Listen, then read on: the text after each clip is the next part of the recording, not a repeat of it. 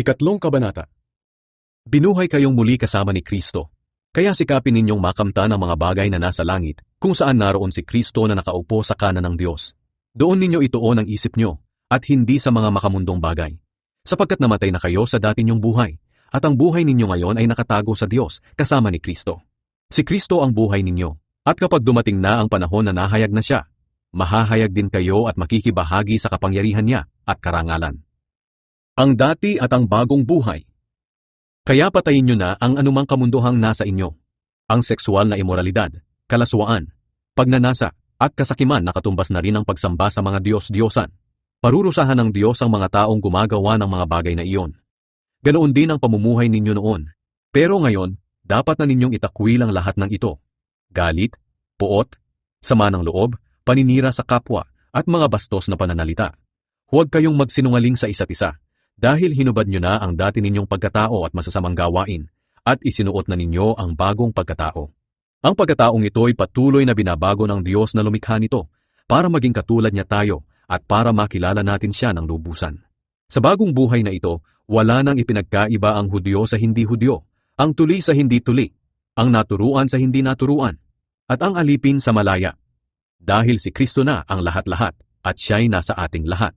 Kaya bilang mga banal at minamahal na mga pinili ng Diyos, dapat kayong maging mapagmalasakit, maganda ang kalooban, mapagpakumbaba, mabait, at mapagtiis.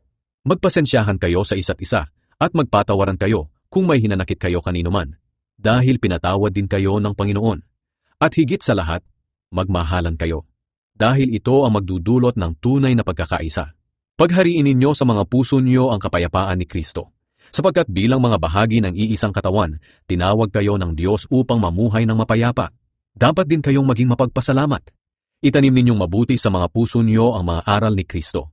Paalalahanan at turuan niyo ang isa't isa, ayon sa karunungang kaloob ng Diyos. Umawit kayo ng mga salmo, himno, at iba pang mga awiting espiritual na may pasasalamat sa Diyos sa mga puso ninyo. At anuman ang ginagawa niyo, sa salita man o sa gawa, gawin niyo ang lahat bilang mananampalataya sa Panginoong Hesus, at magpasalamat kayo sa Diyos Ama sa pamamagitan niya. Ang mabuting relasyon sa kapwa. Mga babae, magpasakop kayo sa asawa niyo, dahil iyan ang nararapat gawin bilang mananampalataya sa Panginoon. Mga lalaki, mahalin ninyo ang inyong asawa, at huwag ninyo silang pagmamalupitan. Mga anak, sundin ninyo ang mga magulang niyo sa lahat ng bagay, dahil kalugod-lugod ito sa Panginoon. Mga magulang, huwag kayong gumawa ng anumang bagay na ikasasama ng loob ng mga anak niyo, para hindi sila panghinaan ng loob. Mga alipin, sundin niyo sa lahat ng bagay ang mga amo niyo rito sa lupa, hindi lang dahil nakatingin sila at nais ninyong malugod sila sa inyo, kundi gawin ninyo ito ng buong puso at may takot sa Panginoon. Ano man ang gawin niyo ito ng buong katapatan na parang ang Panginoon ang pinaglilingkuran niyo, at hindi ang tao.